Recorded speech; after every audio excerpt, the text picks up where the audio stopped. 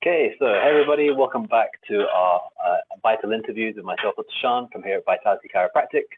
We're doing an interview series with other people who are working in healthcare and working in wellness, and we're going to be finding out more about their stories, how they got started, and of course, the people that they help. Today's guest is my friend Michelle. Michelle is a trained meditation teacher and coach with years of experience helping people to deepen their personal and spiritual journeys. She's the creator of Meditation Volley and has an online community as well as offering group classes in person when possible. Michelle recently shared an online class for our patients to understand more about meditation and was even followed along by my parents in the UK. Hey Michelle, how's it going? Hi Shaan, good. How are you? Not too bad, you know, enjoying the time inside maybe, trying to take the most of it. Same.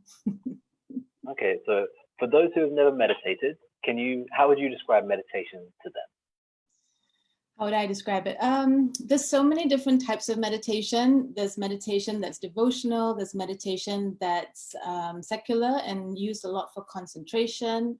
The meditation that I do is mindfulness meditation. So the reason I like it and have chosen it is because there's two aspects to it. And it's been described as loving awareness or loving attention. So it's not just about focusing your attention, but it's also about developing a wise response. So developing the ability to react in the moment in a wise way, in an appropriate way. So I feel in that sense, it's a fuller practice and it offers a lot of benefit because beyond being able to focus, it's also helping you to live your life in a more balanced, calm way with more perspective, a greater perspective. Okay, that's very interesting because I'm sure for most people when they think of meditation, they think of like stress management or kind of calm down from a long or like difficult day rather than anything else. I think it's a great way to define it. If we go back from the very beginning then, so for yourself, how did you get into meditation and then how did you start teaching meditation? Oh, yeah, that's a long way. We have time. We have lots of time. Yeah, that's true.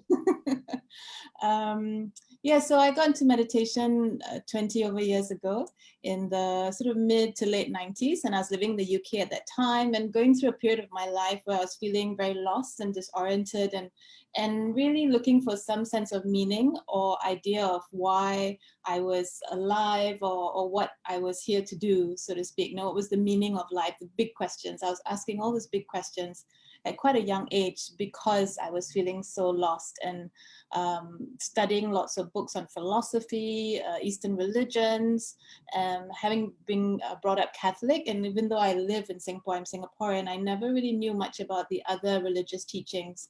So I was very curious and I was reading a lot of self-help. And one of the things I did was attend meditation classes. And some of them were Buddhist classes, some of them were more New Age meditation classes.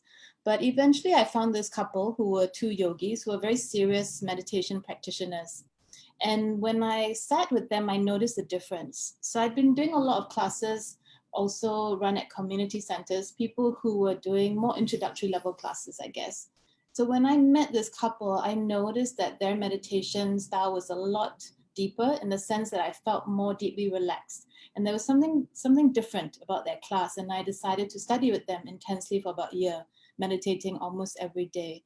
And I really felt the benefit. And I felt that this was giving me what I was looking for. And then over the last 20 over years, I've always come back to meditation, although I've done different things and have different practices for my own self-care and self-development. I've always found meditation has served me throughout all this time. And about 6 years ago, I decided to gather with some friends to practice meditation. And at the time I had a meetup group. So I suggested to my friends, let's just put this on the meetup group and see if other people want to join us. Because I personally find it easier to practice in community with others. So I decided to meet with my friends because they were also feeling the same. We wanted to meditate more and just said, let's gather. And people started joining from Meetup. And I would say every event, I would say this is not a class, I'm not teaching, you have to know how to meditate. And there would always be people who attended who didn't know how to meditate. And so I kind of became a teacher by accident, you know. I just felt this responsibility to guide them in a way that was useful in a way that was helpful. So I started to just do a very basic guidance, and eventually now I'm on a mindfulness meditation teacher certification course because I really wanted to formalize my teaching certification, and to learn just better how to answer questions, how to guide people. And I'm so glad I did, because even after all this time, and I won't say I was a super perfect meditator. I don't even know if that exists, right? Um, I've been many times, many years, in fact, not meditating much, and then intensely off and on, I would say. But, you know, a fair amount of meditating, and I still benefited from this course so much. You know, it was really like I didn't know what I didn't know. So I've learned hopefully better how to guide people, and I feel more confident, I would say, in guiding people. And yeah, that's how I became a meditation teacher. Okay, and then as well as, of course, I imagine there's kind of different parts to it. You know, there hasn't seemed to be a need to kind of teach people because people are signing up to the classes. Is there anything else that really drew towards coaching, or anything you really enjoy about coaching other people? Yeah, so I mean, when I became a meditation teacher more formally, although I actually, to be honest, been guiding people in meditation, in more visualization or other types of meditation previously, because I've been a coach. I am a coach now, and at that time I was already a coach, and I was a healer before that. So by the time I started teaching meditation, I'd been over 10 years in the therapeutic field. And that was part of my journey, really wanting to find myself, and realizing that if I chose a career in this field, I would not only be able to help others, but also help myself. So that started my career, and it was a very fulfilling, it has been very fulfilling, I would say, from the very start. And meditation was just a natural evolution of that, I would say. But working initially as a healer doing shiatsu, Zen shiatsu, I found a lot of people were coming back with the same issues. So they, you know, and people like to tell me their stories from when I was very, very young. People would just tell me their problems. And I was interested, you know, I always loved being around people, most people. And and I loved listening also. It just felt like a very comfortable place for me to be to listen. So it was a very natural thing for me to also talk to the people I was working with physically, and realizing that along with the physical issues, there are a lot of emotional issues, and things happening in their lives, creating the stress, which were contributing towards their physical ailments. So I wanted to find new tools and new ways to help them at that time. And before I trained as a coach, I was thinking to do hypnotherapy, even past life regression. You know, how can I get to some of these issues in other ways and offer tools in a way that would help them? And I found a coach that I loved, and her name is Martha Beck, and she was offering training, and I just really loved her books. I found them so helpful. I'd given them as a gift to my cousin, and she raved about it. I can't remember why I first gave her the book. I think because she was on Oprah a lot. She was the life coach on Oprah, so I must have seen it, given it. My cousin just raved about it. So I said, I better find out, you know, what this book is about, right? Because she said such amazing things about it. So I bought it, and it was wonderful. It's called Finding Your North Star. Okay. And I followed all the exercises. Also, again, not perfectly, you know, but very sincerely. And it worked. You know, I achieved a lot of things that I thought I would never be able to achieve, certainly not within 1 to 2 years. I thought this is 10 years, 20 years, right? So I knew her methods worked, and then I saw she was offering training, and she's really brilliant. You know, I would say she's masterful as a coach. Even to this day, anytime I hear her on a call or coach somebody, I'm like, wow, you know, she's masterful. And she was called the best known life coach in the US by Psychology Today, NPR, and she's very, very well educated. She's got 3 degrees from Harvard, but she's also really humble and always learning. So there's many things about her I loved, and I ended up choosing to be a coach. And from the very start, I hit the ground running with a practice and could see how this was a very effective way for me to coach, to work. It just suited me. And then the mindfulness came into that. So my coaching incorporates mindfulness at the moment. Okay. And it sounds like, again, things have gone quite well from the beginning. It sounds like, again, it's been very, very positive. What would you say are some of the challenges you've experienced, though, either with yourself or with the business, or even with, maybe that transition for some of the clients going from, or the shiatsu going towards meditation instead? Yeah, I mean, not all my clients moved with me. Definitely, some were not comfortable. Yeah, that completed our work together, and I was sad. But I would say most moved with me. Likewise to the mindfulness.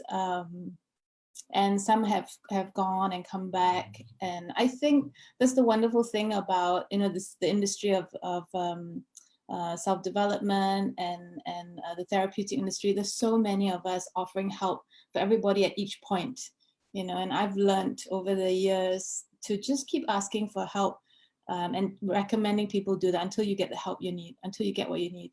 Keep reaching out. So yeah, it seemed like a natural evolution for me to move into coaching. And there were people who also, oh no, why, and I did both for 2 years, and then I gave up the healing. It was very weird. One day the energy just left my hands. It was almost like I was just kind of being shifted. And I just had to trust that. And I think sometimes that's what it's about, you just have to trust what you feel is right, even though not everybody agrees. So there was those challenges, and the challenges also about learning how to, I don't think of my work as a business as such. To me, it's a service, but how to, in a very practical way, let people know about me, what I do, how to reach out to my audience. Because I think if you're going to do something, certainly something that's unusual, it's not other people's job to support you. It's your job to explain to people what you're offering and how you can help. Right. So I spent a lot of time learning how to do that, how to reach people in the most effective, most helpful, but also most authentic way. And what else? I think for me personally, a lot of the challenges were also around believing in myself, because I never came to this field because I thought I knew more than other people, or I was more clear, more confident, or, more spiritual, if that's even a thing anyway. It's because I was very lost, to be honest, and genuinely seeking, and then along the way feeling like, okay, I think I have this piece here, then maybe I can help people who were at that place that I was, and I don't even think it's also kind of exponential. I think it's very organic. So sometimes we cross the same places almost, in a circle or a spiral, some say growth is. But yeah, so I think I spent a lot of time questioning myself, and only maybe more recently starting to believe in the worth or value of what I had to offer, and my experiences, and being able to share that. Okay. So of course, it sounds like you've got a lot of empathy, kind of by having that, it's then easier to relate to other people, as well as that, and of course the training you had from your mentor. Is there anything else you think that has been a big factor in the success of your practice? Thank you for saying that. Yeah, I think, and going on from that is also, I think it's because I struggle that also I can help people, because I understand what it's like, and I think I also trained as a counselor, and what my teacher who trained me as a counselor told me was, you can't take people where you've not been. So, I mean, of course, everybody's journey is individual and different, but there's certain markers I can help with. So that's certainly a reframe that I came to, that my struggles almost became my treasure in the end, because they helped me to understand people. Yeah, but sorry, I forgot what you said. What was your question? I was just asking if there's any other things you think that have been important for your success. Oh yeah, okay. Yeah, I think, yeah, it's funny, I don't think of myself as successful in a sense, but if you ask me how I came to where I am today, I think I was very clear from the start. why I was on this journey in my life, and in a way wanting to find out that meaning became my purpose, you know, so everything centers around that, and I was willing to sacrifice for that, albeit unwillingly sometimes. Sorry, unknowingly, not unwillingly, unknowingly. I didn't think, sorry? It's kind of like the old classic of if it was any why, then you could figure out the how. So yeah, absolutely. Yeah, so everything just fell, and I think also I was willing to keep going, and I never judged my success as from the outside. You know, it was never to me about any particular material or external validation. It was more internal. So that helped me through the times when there was not much going on outside in terms of recognition or validation, you know, and quite the contrary. You know, I just had this inner kind of drive that kept me going, because I think sometimes also when you want to achieve something that's different, or maybe off the beaten path, you'll have to kind of go on your own hope and faith in yourself or in what you're trying to do many a time. I think it's very important, especially now that people are, you know, the majority of the world at home. There has to be a lot of internalization. They can't have that external factor of making them feel better, whether it's, you know, going out for a nice meal, or even, you know, at this point, even going for a walk in the park with your family. Things are restricted for good reasons, but it's a very valuable tool, certainly, to have at the moment. So when you look into, say, the people that you work with, do you find that there's any particular patterns with the people you work with, or any people you commonly see?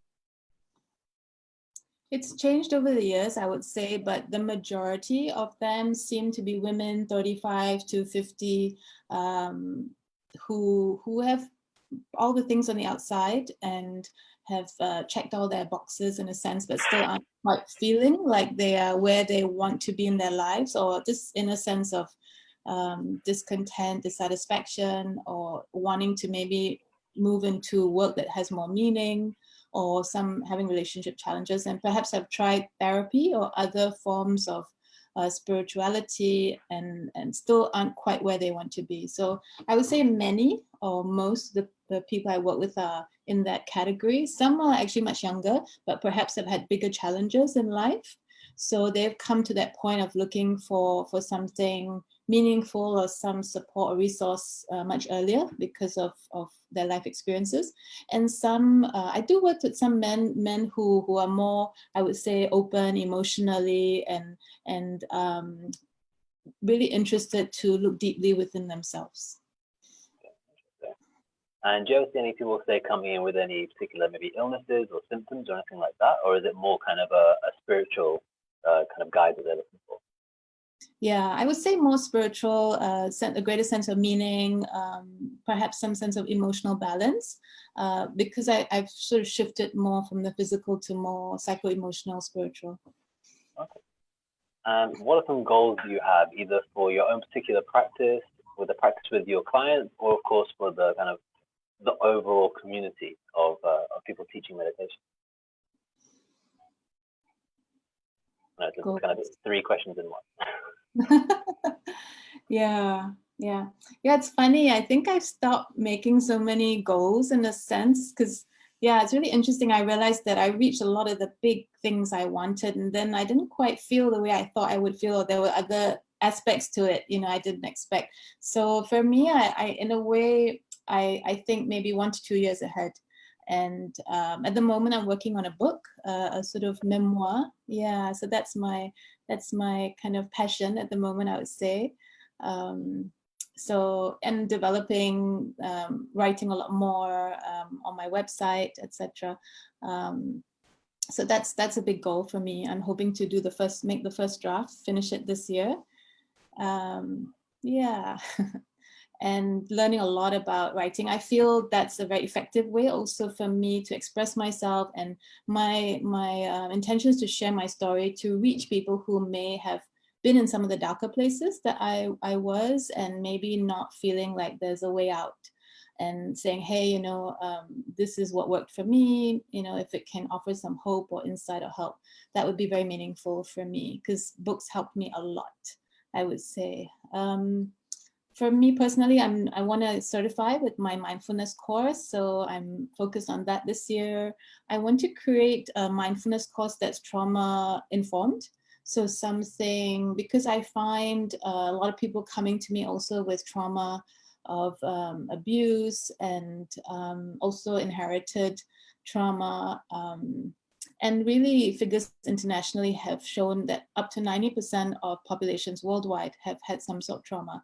And that's defined as something that's overwhelming for you to handle, which would be what we're going through right now, actually. So I think it's really ubiquitous, and I'm hoping to adapt mindfulness so it can be sensitive to people who have stronger emotional needs or would benefit from mindfulness that's adapted in this way. So I've got a course coming up in June, Mindfulness for Self-Healing, that's designed for this. And because I found meditation mindfulness, as wonderful as it is, sometimes it's not taught in a trauma sensitive way. So I feel sometimes people get triggered and they feel worse, and they're not supported in that.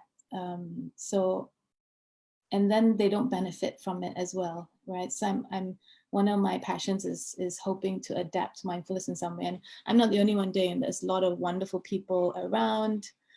David Treleaven, he teaches trauma sensitive mindfulness. So I've done his course. I'm doing his advanced course now. So that's one of the things I'd like to incorporate. And I'm also doing an ancestral healing practitioner's course. So I'd like to certify in that, because I found, I kept going back from the body to the emotions, to the mind and the thoughts and beliefs to childhood, and back and back and back, and realizing there's so many deep roots to the ways that we struggle and our issues. And then I ended up looking into ancestral trauma, which is also what my book is about, how we can inherit stresses and certain ways of coping or struggles or inability to cope. So we're kind of born into situations because of things that happened to our ancestors. So in an ideal world, what are some changes that you would love to see either in Singapore or even in other healthcare systems around the world? I believe in free or heavily subsidized healthcare. So much like the UK or France in terms of subsidized care, I believe healthcare should be accessible to all, regardless of means, and high standards of healthcare, right? So I say UK and France in terms of accessibility, but in terms of standards, execution's maybe not quite there all the time. Yeah, for whatever reason, right? From what I hear, I don't know. And I don't want to criticize, because I think both countries are really maxed out at the moment, and it's so complex. I don't even think I could do it or even know how or where to start. But my dream, I guess, if I could, would be to have the highest level, say, from what I hear, Germany or even Singapore, those kinds of levels, but really accessible. And I don't think somebody should go bankrupt paying for cancer treatments, for example. I think that's unconscionable. Yeah. Okay. And then is there any way that you would like to see meditation brought more into that kind of healthcare system as well? Yeah, absolutely. So yeah, the other aspects is prevention. So I think bringing things like chiropractic services, meditation, or even naturopathy, and even working with traditional medicines like TCM, which they do in Singapore and definitely in China, but bringing in these really time-tested ways of helping prevent more serious illness and injury and disease. Would also help to take away some of the burden of critical health care, teaching about diet, nutrition, etc. So, and mindfulness to me has been so beneficial in stress management, and that would be also in terms of mental health. I think a lot of people end up going to psychiatrists because things have been not right for a long time. It's built and built to the point where you do need that critical care. But if it can be caught a little earlier, perhaps people can not suffer so much, and I think mindfulness is wonderful. I mean, that's the whole tenet of the root of mindfulness, which is Buddhism, right? How do you reduce suffering? So it's one, to me, very effective way to do so. And I agree. I mean, I think psychiatry definitely has its place, of course. If someone is in a big crisis, unfortunately, at this point, talking it through may not be the best thing, but it's not a long-term issue. It's like if I break my leg, don't take me to my chiropractor. Please take me to A&E. Give me some morphine, please. But 6 months down the line, that should not still be that kind of dependence going into it. I was actually even talking with a psychiatrist about this, and he was completely on board with it. He was just like, this needs to be a stepping stone of sorts, rather than going full in. Kind of getting a bit more, I guess, into Singapore then. What kind of change would you like to see specifically in Singapore when it comes to mental health? I think more talking about it would be great. You know, people, of course, you know, having the option to talk about it. So I don't feel like people necessarily have to be forced to talk about it, but that there's more of a conversation around mental health and more in-depth dialogues around the causes of it, because there's a lot of mental health that has its root in trauma, you know, and we penalize people who are traumatized, right?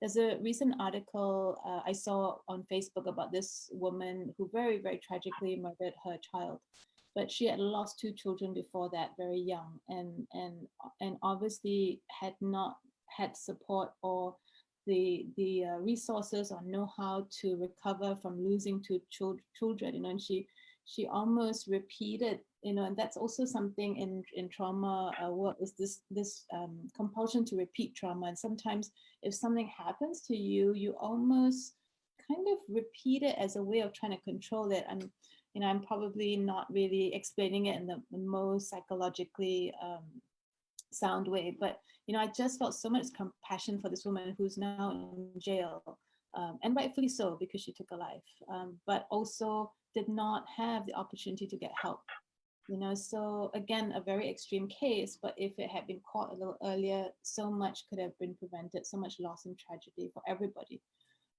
So yeah, I think more conversation about trauma as well, and not feeling like it's a stigma that, you know, 90%, that's almost everybody. And now it'll be even higher, right? So, and I think, and that's why I like mindfulness also, because what I learned was that this is life, you know, and as the Buddhists say, right, life is suffering, and not that we should suffer, but that we do, you know, and so there's no need to feel like you have to hide it. And I think that's why people also struggle, because they're isolated. And I know I did, you know, because I was like, I can cope with it myself, I can deal with it. And then it just spiraled. So now I just ask for help. That's my my kind of MO, you know. I'm just gonna keep asking and keep talking until I get what I need. So I think if we have more conversations, it'll be less of a taboo. People will share, they will learn from each other, which is why I think the benefit of a class and group. And I always have sharing during class, so people can learn, hey, I'm not the only one struggling. We're all struggling. And I talk a lot about the way I struggle as well. You know, that's the bulk of what I write about, and what has helped me. So yeah, definitely more dialogue, more openness, more talk about trauma would be helpful, I think. Yeah, absolutely. I mean, you mentioned one of the aspects before about, you know, if someone's had a trauma before, it's more likely to repeat. I remember seeing this study years ago where they were talking about, say, even child abuse. And it was a striking number. It was somewhere from 70 or 80% of the people that were the child abusers have been abused themselves. And they have no chance to process this. You know, some people will on their own, thankfully, but some people don't. And then not even that, it's the micro parts of it as well. You have, you know, someone is, I don't know, maybe they're not abused. Maybe their parents are just mean to them. Maybe they're mean to their kids. It just keeps spiraling, and you said on and on. Yeah, absolutely. It was an episode of Oprah where she did an interview with child abusers, and when I saw the pain in one of their eyes, I was like, oh my God, you know. And if you ask some of them, it's like, I did what I did because I wanted to feel less alone.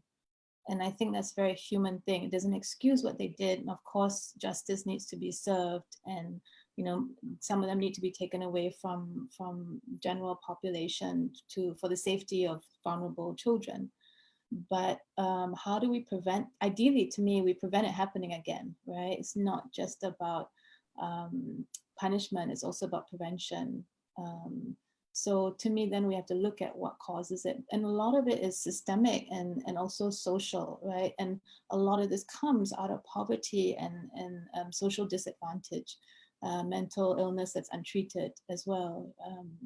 So yeah, I'm all for kind of, going again, what is the root? What is the root? Keep going.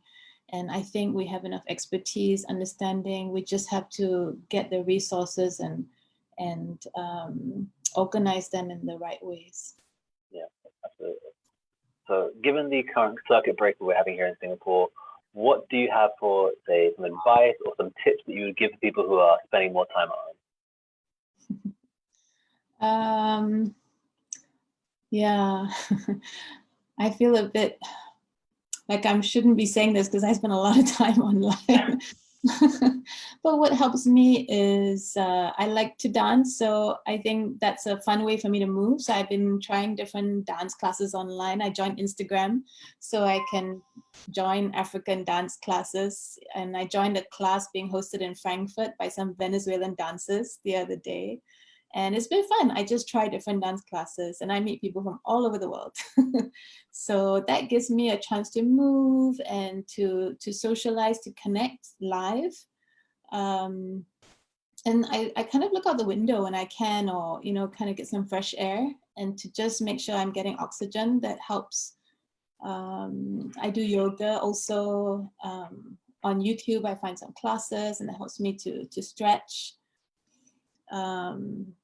And I also make sure not to have too much expectation so that I can just adapt in a way. I think when there's change, there is sometimes an initial period where you feel like the ground has been pulled out from under you.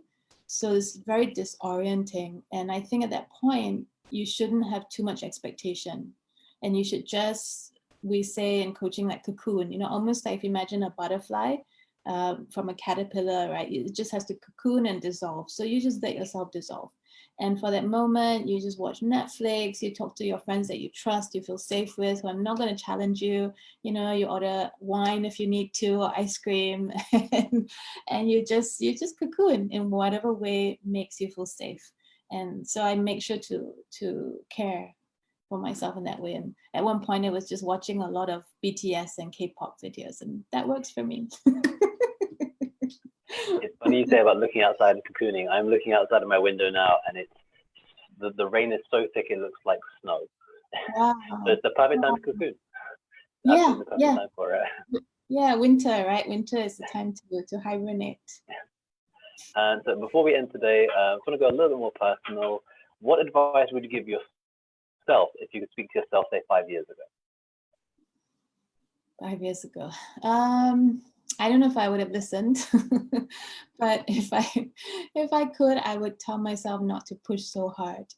I think the older I get, the more I realize that there's no need to prove myself. I think I had a lot of need to prove something to myself or to others, and I don't know. I was always like, I cycled to Malaysia, right? Like 200 kilometers in a weekend with friends who were like triathletes. I'm not a triathlete, never been, and oh my God, I did it and it was amazing, but it was really hard on my body. And I had to see a chiropractor for like a year after that because of the damage I did to my body, because it wasn't at the level of my fitness, right? So I think just because you can doesn't mean you should.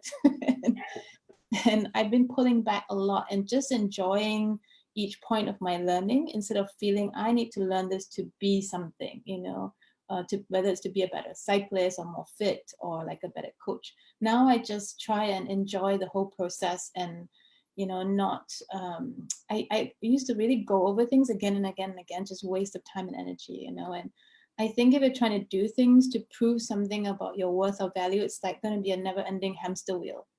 So if I could go back and maybe listen to myself, I would have just told myself to enjoy my life more and that things would trust that things would work out. And maybe just cycle to the East Coast or something, do like shorter, 200K is a long way. That's a long cycle. I did it twice. I went to Indonesia also. And the first time I did it with a mountain bike, which is really heavy, you know, and they were all on road bikes. But I mean, when we got lost in a plantation at one point, that worked well for me because, you know, that was good. But yeah, so I think I would have just kind of pulled back and just enjoyed myself more and not sort of put so much pressure on myself. Okay. Well, thank you, Michelle, so much for joining me today. Thank you for everyone who's watching live or watching on the replay. If you have any questions, of course, you can put them in the comments, or you can reach me by WhatsApp on 8438-9550 or help@vitalitychiropracticcentres.com. Of course, I've tagged Michelle in this post as well. So if you have any questions, feel free to contact her directly through Facebook. I'm sure she'll be happy to help you. Everyone, just want to say thank you again for joining us, and stay safe and have a great day. Thanks again, Michelle, for joining me. Thank you, Shaan. It's been great. Wonderful. Take care. Stay safe. Thank you. You too.